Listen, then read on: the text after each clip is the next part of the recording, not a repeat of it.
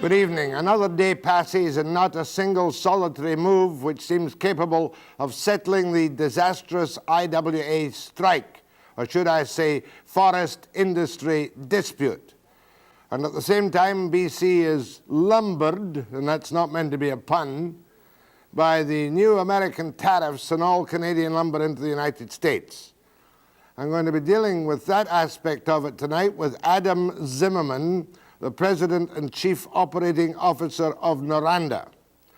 I've got a human story tonight too, which I call the adoption triangle. You're going to see here tonight a natural mother, the son she gave up for adoption, and the adoptive mother.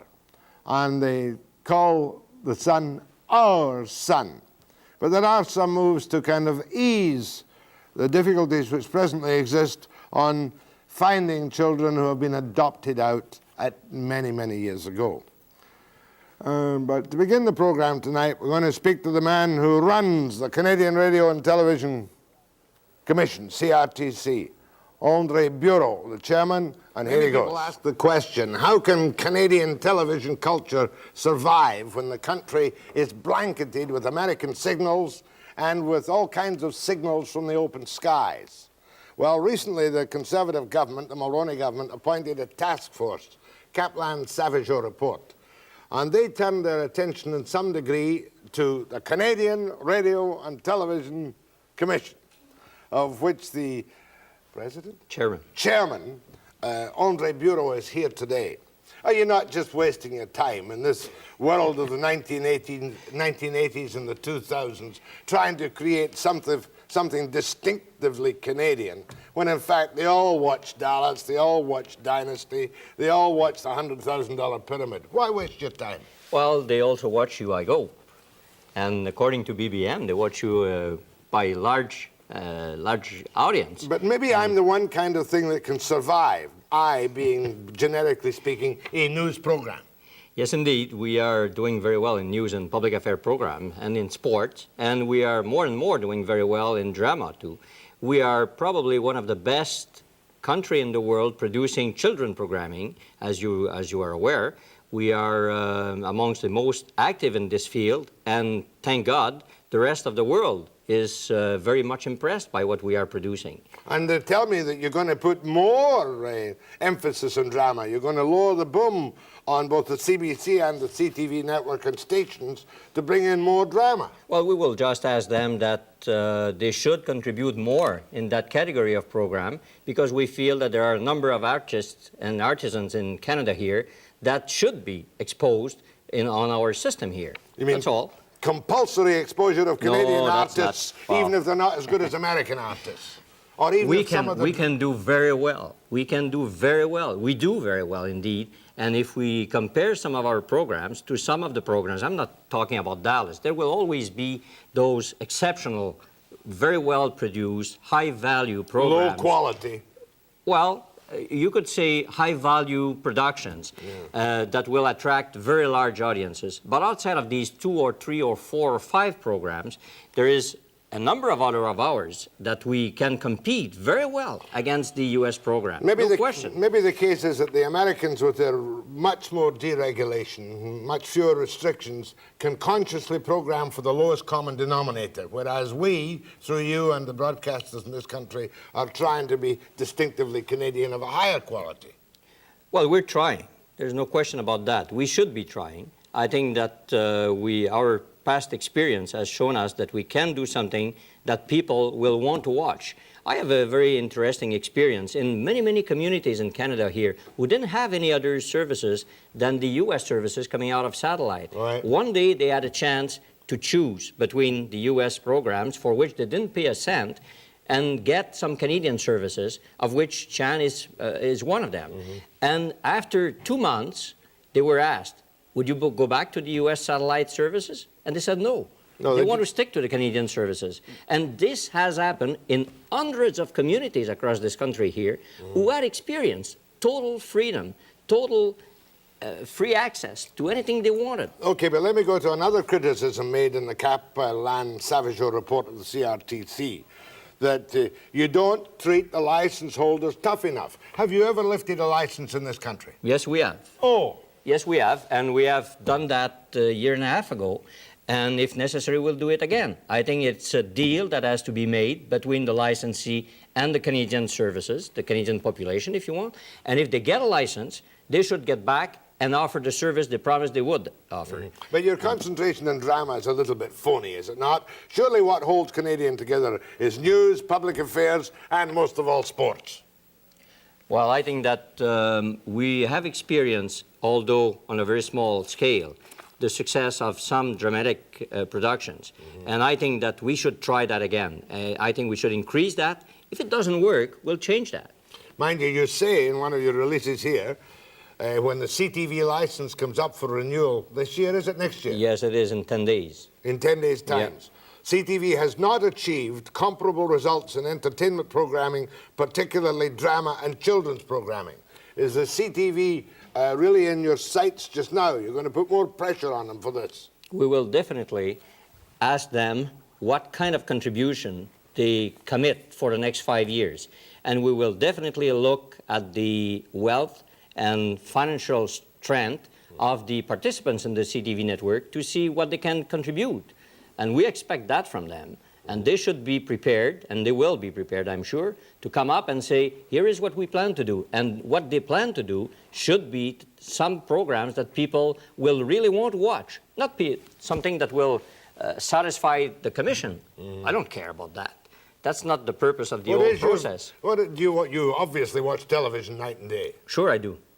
Give me your favorite program in English. Favorite program in English? It's news. News, see? Yeah, well, I don't have any problem with that. I think that news will still be the #1 program. What about the Campbells? Campbell's is good. What about Night Heat? You don't like it? Well, it's a little bit ethnic. Oh, come on. What about Night Heat? Night Heat? To me, it's ethnic. Okay. They've got all these funny accents on it. Night Heat. Well, Night Heat is, I would say, it's a medium-sized type of production in terms of the high-quality value that you can expect from something like that. Check it out. Isn't that the one with Don Adams? Eh? I won't go further than that because they will be before me next week in hearing, and I don't think it would be fair to give my views on that before they come. Back to the Kaplan-Savageau report. Will it be the basis for the new Broadcasting Act if the Tories bring one in? Do you believe that they will do that within 2 years? I don't know. I don't know either. I mean, far be it We've been waiting for Bill C-20 for 4 years now, and it's only a few amendments to the Broadcasting Act. I don't know how it would be realistic to expect a full new Broadcasting Act. Second public television service called TV Canada. Isn't that one of the recommendations? It is one of the recommendations. We will see if there's anybody interested in coming up with that proposal. Are we going to? Is it within your orbit to give us another network? Well, yes. If it is a question of if somebody comes up and says, well, I'm prepared to offer a third national service that would be distributed across this country, we'll look at the possible impact of that, the quality of the service they can provide, and see if it makes sense. If it does make sense, why not? Shouldn't the CBC be made to give 100% Canadian content? Well, they're aiming at 90. That's not bad. What have we got now? 60 overall? 76 at the present time in prime time. And 50, that's between 6 o'clock and midnight. That's right. And on the French side, they're up to 80 at the present time. And they're aiming at 90. So that's pretty good, and if they have the money to do it. If they can find that $57 million, it would help them. That you don't expect any comment from me. No, of course not. Deregulation. You're not really headed for deregulation in this country, are you? No, we're not. We are we're looking at some form of disengagement from the obsolete day-to-day regulation. That was a real burden for broadcasters and for everybody. And we're trying to eliminate that. Make it a little bit simpler. You also control cable, don't you? Yes. They can now charge... To a point. But they can now charge whatever they like, correct? Oh, wait a minute. No, that's not true. They can increase their rates, their monthly rates by the equivalent of the increase on inflation every year. Well, that's 2-3% nowadays. At the moment. Might be 20% next year. It's a 2-year trial period. After 2 years, if it works, good. If it doesn't work, we could change that. Now, private broadcasting is a very healthy industry in this country, is it not? TV broadcasting is. TV? Yeah. Radio is not. Not so good. Radio is not very good. What about competition? Supposing There was, do you accept competing bids for established licenses? We do when it is a new service.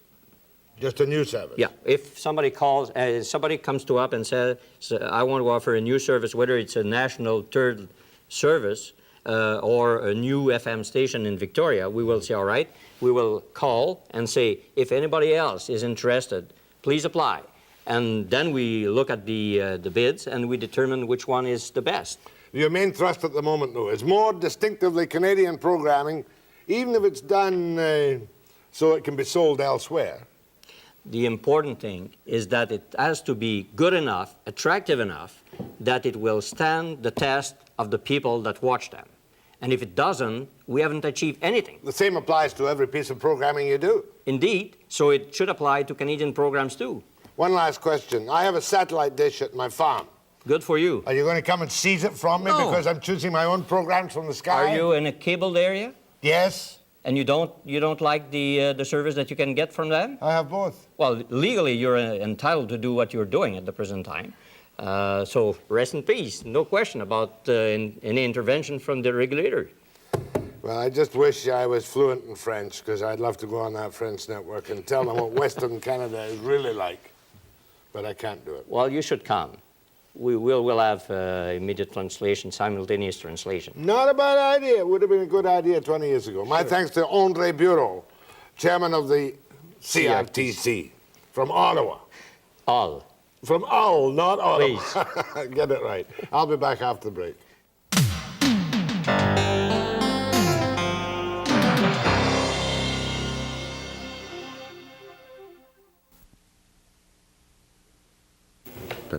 Better getting people out from the city. Well, I just noticed it tonight because it was in the rush hour early in the morning. It's not bad. Hans is in good shape. I heard the story of his life. We have a rule I don't speak to. You don't speak to him? No. It's the only way you can do when you're going to die. Yeah. Drive you crazy. Yeah, I think it would in the end. Well, he's very friendly. He Oh, yeah. told me to follow that. Well, you look very well. Oh, I've got a bloody nerve in my right arm. Sciatic? Or no, it's from your Neck. It goes to go into your finger? No, just the center of my upper arm. How much advertisement they allow? Sawmill. Still going, Pulp's Yeah. gonna. Something has to. 30 seconds. Did Was it Camera you? one. You applied for. Any British Columbian would agree with me that our forest industry in British Columbia is in a mess, with a disastrous strike, lockout dispute between the IWA and FIR, and no sign of any kind of settlement whatsoever. On top of that, of course, we've got the tariff on Canadian lumber exports to the United States, which at the moment are a mere 15%, but who knows what the future will bring. With me now is one of the top industrial figures, not only in lumber, but in other areas. Adam Zimmerman, the President and Chief Operating Officer of NORANDA, which owns Macmillan Bloedel, right, Mr. Zimmerman? 49%. Well, that's good enough. You're the biggest shareholder in Macmillan Bloedel. It's $1 billion, so it concentrates your attention. It should, nothing like $1 billion, but you don't seem to be very nervous about the length of this protracted and, to the public, somewhat incomprehensible dispute. Well, I don't know that nervous is the right word, but concerned and distraught and anguished about it are better adjectives. What are you going to do to settle it? I think that that the management negotiation, so far as I know the details of it, has been at least attempted to be very constructive. It goes to a limit, which is management's right to manage. I think if that gets transgressed, why, then they're not going to go anywhere, and somebody else is going to have to settle it. Well, you probably don't want to go into the details, but management's right to manage means, does it not, in 1986, management's right to take away working conditions and whatnot, which have been negotiated solidly by the companies and the unions in the past 40 years. Well, some people say that on specific details, whether it's a takeaway. I think that the constructive view of it is an attempt to remake the rules in a way that account for the competition in today's world and the high cost of equipment. You know, some would say that 7-day working is retrogressive, but as somebody said today, you don't see 747s sitting on the ground on Saturday and Sunday. They're expensive pieces of equipment that are run as much as possible, and the same with tree loaders. Yeah, but variable work hours, 6 days straight production, 7 days straight maintenance are all a culture shock in a highly unionized province like British Columbia. Yes. Is that not correct? Yes, I think it is. I think that there has been a continuous period of increasing wages and possibly decreasing working time or working hours. And it comes a point where you simply have to meet the competition. What baffles me about this, Mr. Zimmerman, and I hope I'm not embarrassing you because you're not directly involved in the negotiations, is that your people come up with all these big changes, and they are big changes, and then they say, oh, we've got a secret deal in contracting out, but we won't tell you what it is until the IWA gives in. Strange way to negotiate, isn't it? I don't know that it was strange. I think what I think you're referring to is the discussion with the mediator who was given the industry's position, and then his role, I guess, was to get the labor's position, and labor's was not forthcoming, so he couldn't see No, if it was there Keith common Bennett that ground. told me on the air the other night. He says, we want this, this, this, and this, Yeah. and we're going to give some protection on contracting out, but we won't tell the union about it or you about it until they've given in on the other items. Enough, though. I'm not going to squeeze much out of you in the negotiations. Can it be Well, settled? I'm not an expert. Can it be settled, this strike? I mean, it's damnable. Certainly, I think it could be settled, and I want you to know that there is nothing that could be worse for us than this strike at this time. There are going to be no winners. Everybody is a loser now, and we're all going to lose more the longer it stays. Your sawmills are down in the interior, but your pulp mills are going high, wide, and handsome, and the prices are going up. And I noticed BC Forest Products had their best third quarter despite the strike and the tariff.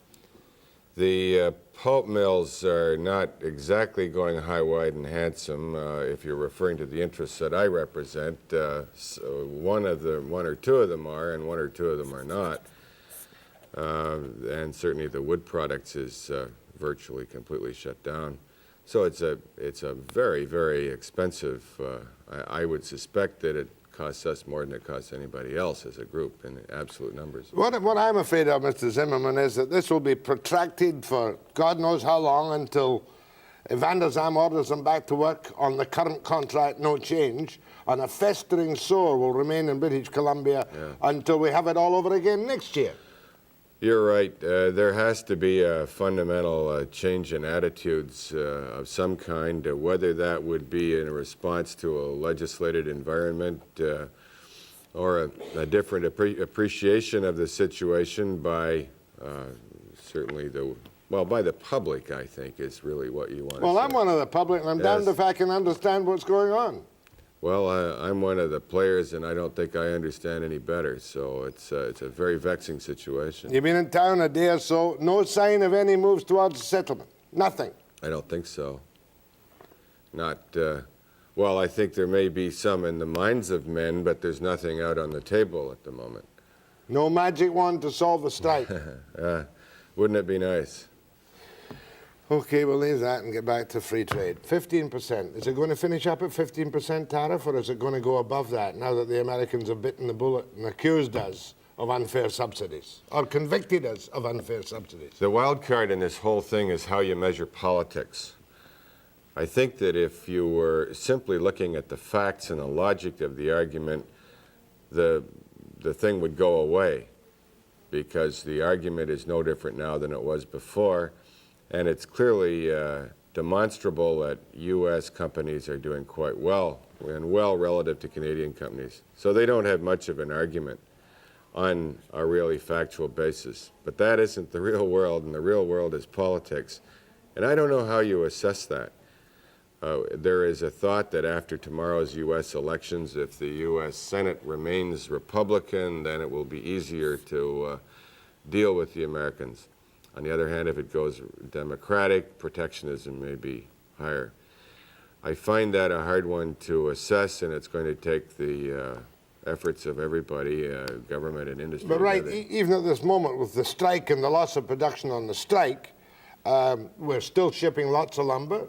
Our share of the U.S. market's good, and the prices are up, correct? Yes, I don't know how much the prices are up. The prices do go up and down, and I think a large part of the duty was discounted initially in the marketplace. The fact of the matter is the Americans have to have this lumber, and we're going to ship it. It's just that we're not going to get 15% of whatever it yields is going to go before it gets to the Canadian border. You're going to ship more if you can ever solve this benighted dispute, right? Hopefully, certainly more than in the last week. More with Adam Zimmerman after the break.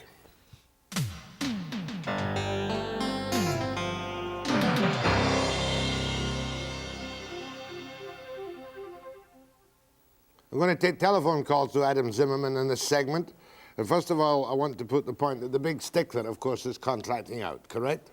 Yes. And it looks as if Monroe's prediction is correct, that given the free hand they want to the industry, that the IWA would finish up as a bunch of kind of maybe 9,000 or 10,000 contractors sending in the dues. Because as the crews get smaller and you want more efficiency, everything's contracted out. That's bad, isn't it? I think that's whatever it is, good or bad, it's so totally unlikely as not to be worth considering. I think that the issue of contracting out boils down to whether the union members are prepared to be competitive with other people who also want that work. And unless there's some... You mean prepared to be competitive? You mean cut their wages? No, I don't think cut their wages. I think it has to do with work practices, time on the job, efficiencies, all of those things. You know, a log really only is worth so much, and so that's all you can pay for it, and you've got to find a way to divide You've got to that. get more out of the log. But what right. Canadians are afraid Well, of... you got to get the log for cheaper, and I think if you want to look at an example of the kind of thing that I think this industry is trying to avoid, it's the British coal situation. I mean, that's the most conspicuous one. Oh, you can't. I mean, you've got the most highly technologically advanced lumber industry in the world here in northern British Columbia, do you not? Yes, the lumber industry. You've gone from 17% of the American lumber softwood market to 33%, right? The dollar has helped you. But you've had a good, stable workforce for years now. I agree. Well, what's the answer? The government order them back to work? Well, I just don't think that anybody can, so to speak, have a lock on a job forever, and that's what this issue is, as I understand it. Providing the jobs within the bargaining unit belong to the union. Yes. I mean, I think that's the issue. That is the issue. That they belong to the union. Well, I think they should belong to the union within reason, but I don't think they should belong to the union to the point of, in effect, holding corporations to ransom. Yeah, but management rights take away union rights. Let's make that quite clear, and that's the fight in this occasion. I don't agree with that. I don't agree with that at all. But it does happen that way. Well, I think anything can happen either way, but I think enlightened management basically is looking to provide a secure enterprise for the workers. Some people like myself, some people, not particularly myself, are beginning to think that this is a year when the big boys are going to smash the IWA. Well, I have never at any time ever heard anybody say anything remotely like that. And I think that management wants a strong, wisely led union as much as it wants anything else. There would be no advantage of any kind that I can imagine to having no union.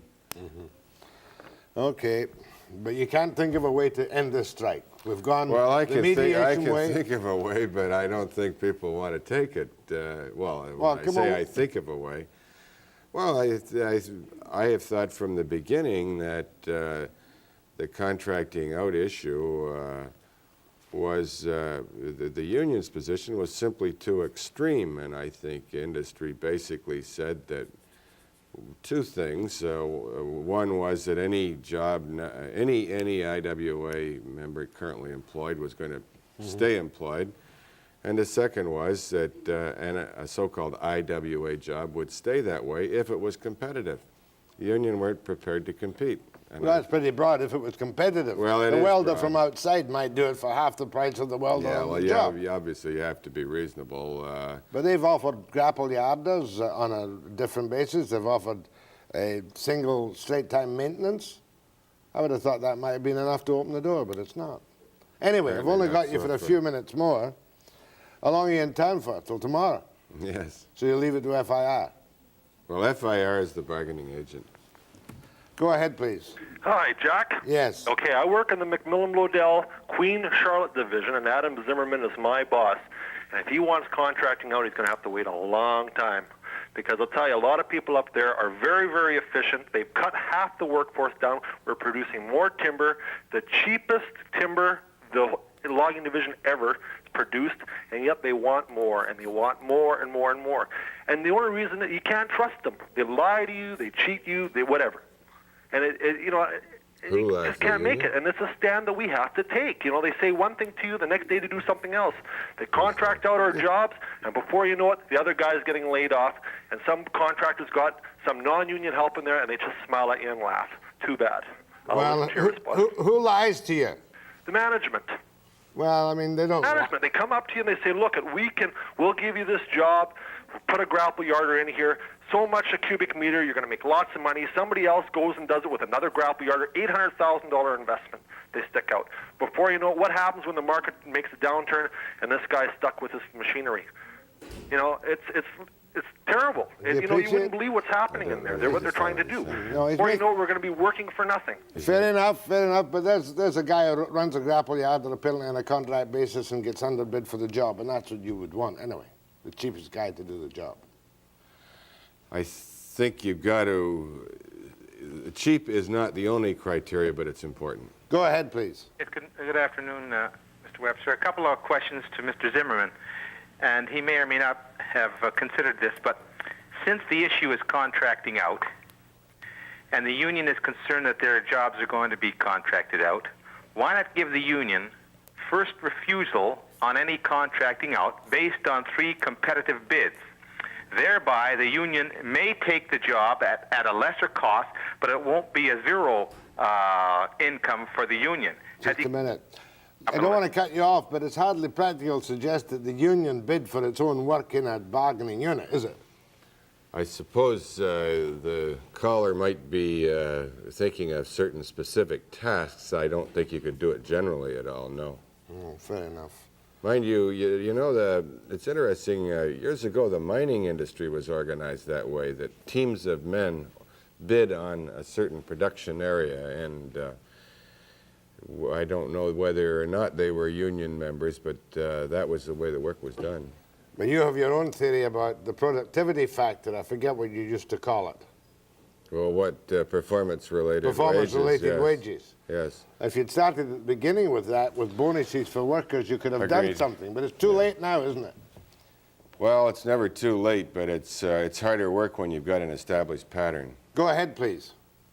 Yes, my question to Mr. Zimmerman is this, that if in point of fact the U.S. does in fact require this lumber and will import it anyhow, why would we not impose or increase the price 15% at point at origin, as opposed to paying the 15% funds to the U.S. government? We could simply increase our prices 15% at the border, thereby allowing more money to be paid to the unions.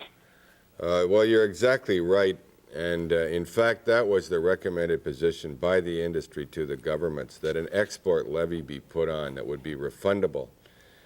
However, for reasons of their own, the provinces, all of them, refused to allow the federal government, or to agree that the federal government should collect taxes on their behalf. And the federal government, having had a horrible experience with the oil industry, is unprepared to put a specific tax relative to a specific industry. And so in effect, the Canadian governing bodies rejected that argument. But I agree with you, it's the right one. Was it a boo-boo to voluntarily offer to increase the stumpage? Kempf and Van der Zam here? It sure wasn't helpful. In other words, it pleaded guilty in advance. Could we not have stood up on our own? I think they confused the issue more than anything, because we were in a good, firm, and consistent position in the industry, was 100%, and then suddenly this thing came from left field. And I think industry has known all along that stumpage was going to increase as long as prosperity stayed, and when we had prosperity up until whenever it was, June. So it probably was unnecessary to make that offer. Let's call to Mr. Zimmerman of NORANDA. Go ahead, please. Yes, hello, Jack. The other night when you asked Keith Bennett if they had strike insurance against the FIR had strike insurance, and he said no. He says we can't get insurance for something that we have control of.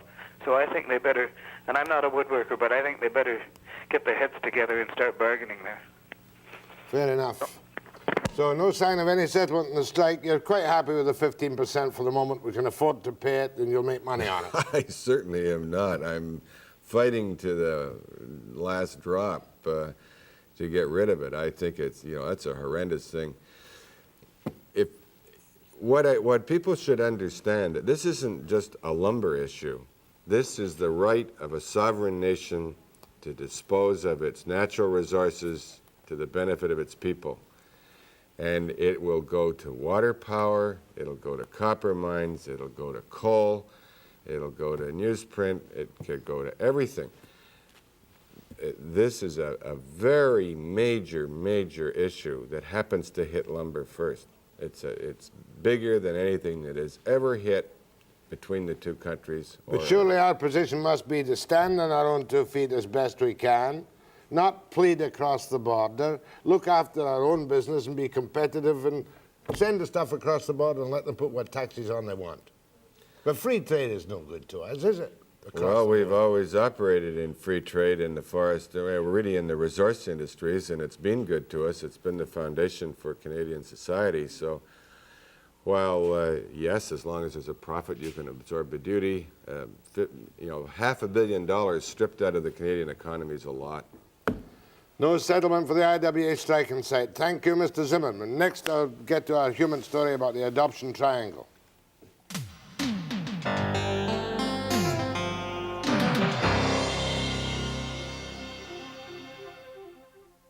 I'll say. No. Ann?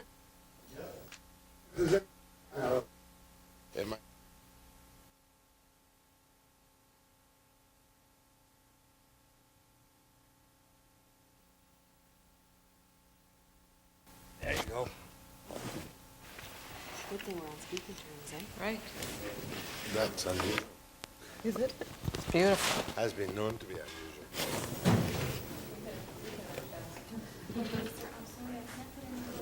Water under the bridges. Put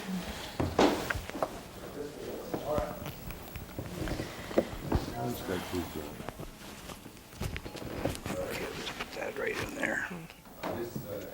How many years ago did you have the baby? He was 22 in September, so. 19 years ago you had a baby. Is that right? Oh, 22 years 22 ago. years ago. Oh, God, yes. I was ahead in 2 years. The adoption of children often leads to considerable heartbreak. But I've got living proof that that is not necessarily so. Here I have Ann Welwood, right? Right. When did you have your baby? Just over 22 years ago. And what happened to the baby? I placed him for adoption, private adoption. How long since you've seen him? When did you first meet him? I gave him up when he was 6 days old. It was, of course, a very tearful, hard experience, and I didn't ever really expect to see him again. That was only a hope and a dream come true, and I did meet him 3 years ago. 3 years ago. Here is the baby. This is Rob Sorenson. And you met your mother, your natural mother. I won't use that expression, birth mother. Your natural mother 3 years ago. How did you feel the moment you met her? well, it was a shocking experience, you might say, to hear from her to start out with, and a very warm experience when I did meet her. And here is the adoptive mother, who is Dorothy Sorenson. Right. Now, you used a phrase when I was talking to you before about him, and you said he was our son, meaning the two of you. Is that correct? We share him today. It's a beautiful experience. Wouldn't have it any other way. Yeah. And did you meet did you meet Mrs. Sorenson, Dorothy, when you found the son 3 years ago? Yes. How did you find him? Okay. I knew that my family probably knew the link. So with the help of my parents, we contacted an intermediary who was in some way involved with the adoption 22 years ago. Was it a private adoption? Yes, it was. It wasn't an MHR adoption? No, it was arranged through a minister and a lawyer with the help of my parents. But all through the years, I didn't know where he was. I hadn't any idea where he might be. I did suspect that he may be in a different province. So was it just a case of a little bit of detective work? And then how did you approach it with Dorothy and Rob? Well, maybe I shouldn't be asking. no, I'm glad you did ask. I wanted to be as sensitive as possible to, especially to the adoptive couple. I knew that possibly my son may have some questions and might even want to meet me and maybe not even be saying that he would like to, because my youngest daughter came to us through adoption when she was 9 days old, and she was going through her teens. And we discussed a lot of things about what her parents might be like and what it might be like to meet them, and she had a lot of questions. So I thought maybe he's got the same kind of questions.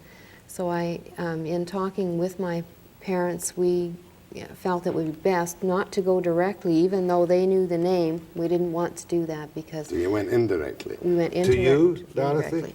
Yes, we had a phone call from the intermediary and asked if we would be willing to have a reunion, which I immediately said, absolutely not, never in this world. I was not at all willing for this. I didn't understand the depth of the need of my son, of our son. Now, did Rob know that he was adopted at this time? Oh, from the earliest days, we told Rob about adoption. We made it a very special thing in our home. He knew he was adopted. He also knew he was well loved. Now, when you first heard about it, Rob, were you very small? Do you remember thinking it was perhaps different to be an adopted child? I was aware of it, from as far as I could remember, but I had such a good home as an adopted child that it really didn't seem to matter to me too much. So it's that I was adopted. Where was the meeting of the three of you? Tell me. We met at my sister's place because it was a convenient location. We were living up north and they were living over on the island, so we met in Vancouver on Remembrance Day as two families. 3 years ago. 3 years ago. Was it a little bit stilted to begin with? Dorothy? Oh, it was wonderful. We met in a hotel, and we walked down that long aisle of the hotel, my son, my husband, and myself. And I knew that when we opened that door, there would be a difference in our lives from there on in. And we opened the door, and Ann and I looked at each other and cried a little bit, fell into each other's arms, sat and talked the rest of the day, shared pictures, stories. There was an immediate rapport, just immediate. It was just a beautiful thing, and I realized that Rob had a dimension in his life met that we couldn't meet, something impossible. But you asked Rob about his feeling about being an adopted child, and just once when he was in grade 2, he came running home just beside himself and threw himself at me and said, Mommy, did the lady that born me, didn't she love me? Oh, dear. So I realized that, kids can be cruel too. Yeah. And we made adoption, though, as something very special. Well, it's all worked out very well for the Welwoods and the Sorensons, has it not? Eh? Right. Now, this thing you're running, the Adoption Triangle, which you're running on Friday, November the 7th at 7:30 p.m. at the McPherson Centre. Are you going to be there, the three of you? You're going to take part in it? Is there any move to... At the moment, we've got a passive kind of genetic registry. Is that what we have in the province of BC? To my knowledge, we don't really have anything in place in BC other than I think that Through since the- 1978, the ministry has provided non-identifying Yes, information yes, that's to right, adoptees, non-identifying. adoptive parents and birth parents, as Right. well as information of a medical or genetic nature. Okay, what they mean by that is, for example, I wanted to get some information for my daughter so that she could look at a piece of paper and see some, Well, you're adopted, doctor. yes, see some information. So I wrote to Post Adoption Registry Services, and they sent me a biological sketch, certainly nothing identifying on it at all, and this wouldn't help us at all in helping her to find her birth parents. There's nothing really set up, to my knowledge, for that in British Columbia, You were just except for parent finders, which Well, is that's a different thing altogether. Yes. But the government is now apparently considering several options for the province's Yes, adoption law. considering. Passive adoption disclosure, Yes. when the adoptee and the birth parent agree, or an active reunion registry. You think there should be an active reunion registry for everybody everywhere? Well, I don't think we could have handled it had our son been a lot younger. I don't think I could have handled it. But I think when a child comes of age, that there is a missing piece in their life, and I think that it's just a very good thing that. Yeah, but if you they raise a wish to- very important point. If the natural mother had come to see her son when he was only 5 or 6, you would have been hostile or resentful. I was hostile when she came this time. It took a bit of doing, but I realized just how much this has meant to our son. It's been a beautiful experience. I'm going to take phone calls on the adoption triangle. You don't mind taking calls, do you, Rob? No, fine. You're 22 now. Yes. What do you do, Rob? I'm going to college, Fraser Valley College. Good for you. Calls after the break.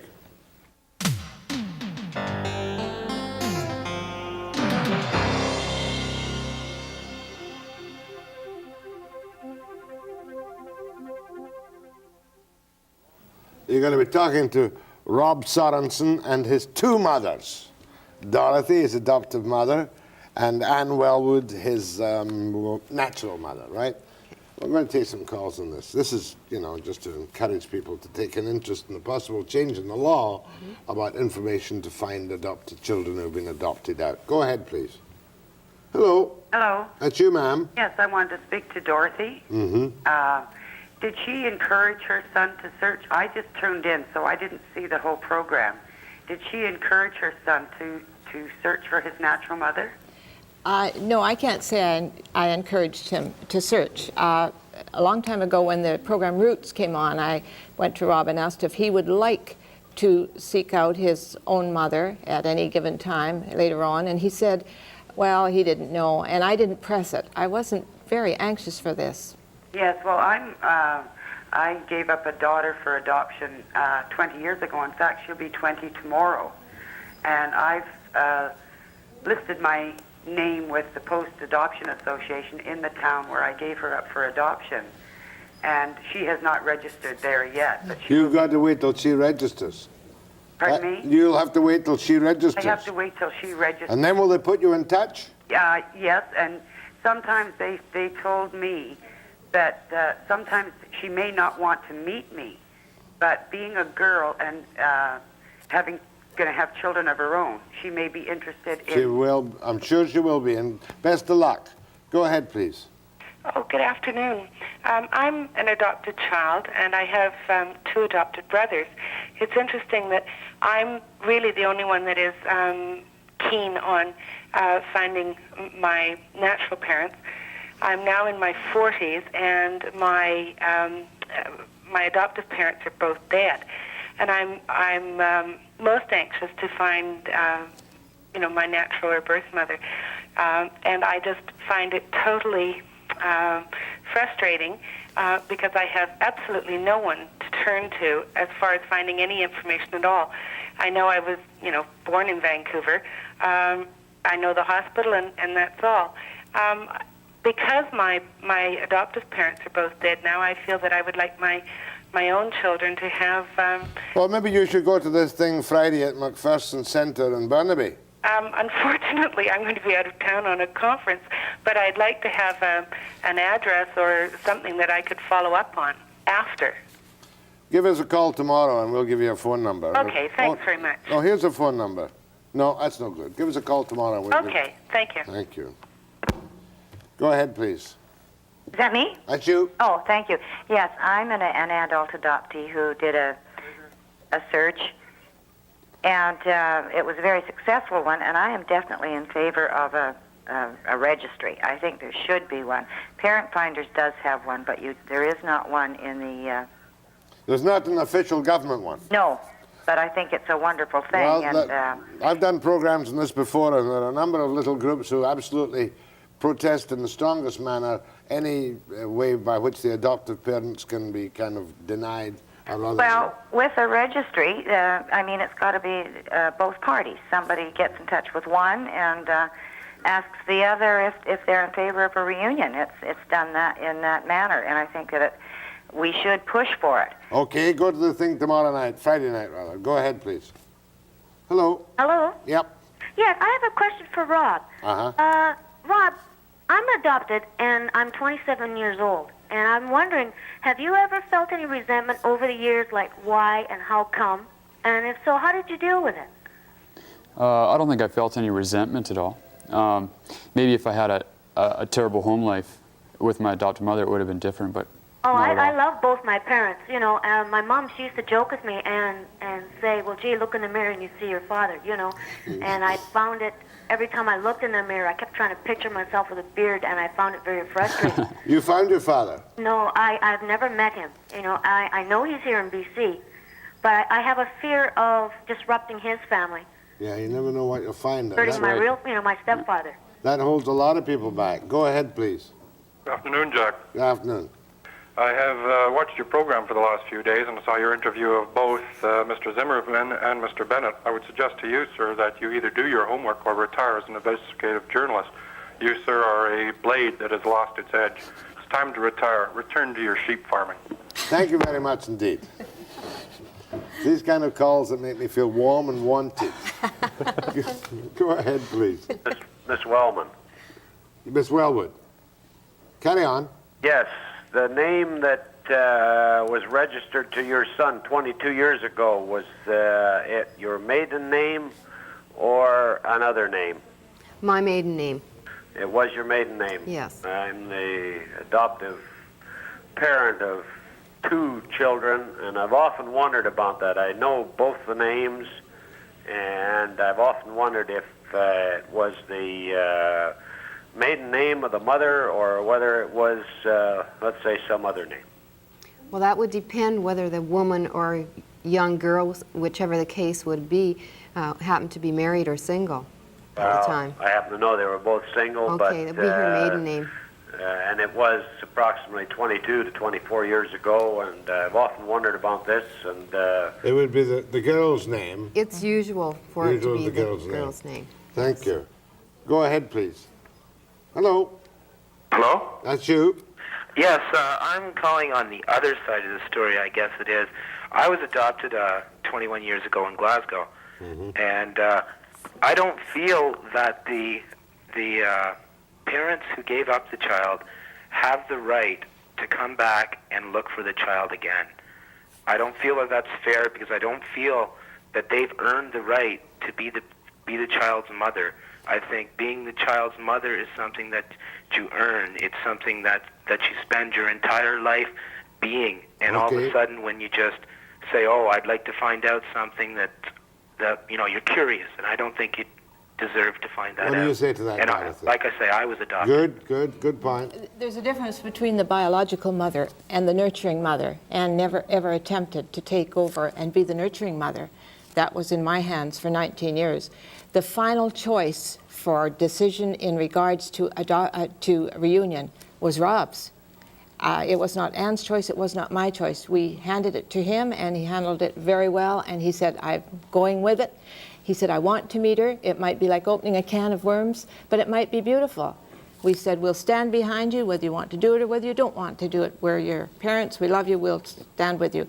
We met them. It's been the most positive experience for all of us. And of course, there are circumstances whereby it would be unfair to the natural parents not to give them a chance. But of course, you never know what you're going to find, do you? I think that's the other point is you know, this is not a case that's going to happen every time. It's an No. extraordinary case. Oh, yeah. Maybe more like this than you would imagine if people Sure. would open their eyes to it. Go ahead, please. Oh, just about up, are we? Well, it just gives me time to repeat. I'm sorry, ma'am, I can't take your call. The Adoption Triangle is meeting tomorrow night at McPherson Centre in South Burnaby at 7:30 p.m. Well, nice to meet a happy threesome. Friday night. Nice to meet a happy trio, and you can go off with both your mothers right now. Okay. Thank you very much indeed, Rob, Dorothy, and Ann. I'll be back after the break.